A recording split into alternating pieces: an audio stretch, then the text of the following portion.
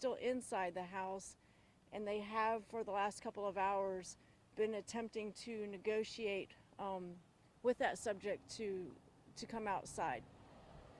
At this point, this is all we have. We know that the person inside the house is not the homeowner. The homeowner is actually out of state, but on their way back here.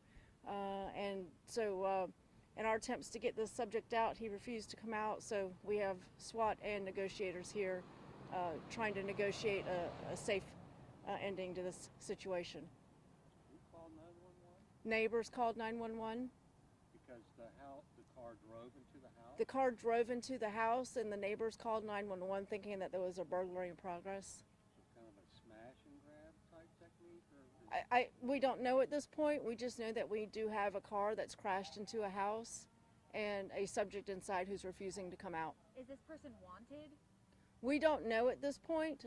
That is all still, we're still trying to figure that out. Obviously, this is sort of an odd situation, but because we have not been able to speak directly with the person inside the house, we don't know what his motivation is at this point. Have you learned anything about the man inside the home based on the car he was driving?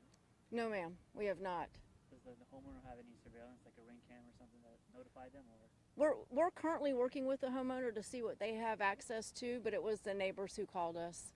Do you have any description, or have y'all appeared to see what he looked like inside, or a window, or any type of indication of what he may look like? No, sir, I don't believe we've actually seen the subject. I think it was, and Drew, correct me if I'm wrong, maybe a little bit of verbal, but none of the, I can tell you this, none of the deputies that were the initial responders were able to see the subject. Do you believe he's armed? We don't know at this time, but we're going to treat it that way just because of the odd behavior that's being displayed at this point. Do you believe that there's a threat to the immediate neighbors right here in this area? You know, anytime you have somebody ram a car through a house and then refuse to come out, I think, you know, one would be inclined to say that is dangerous.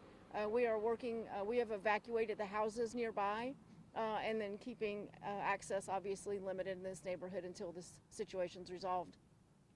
You strongly believe there is someone in the house? Yes, sir.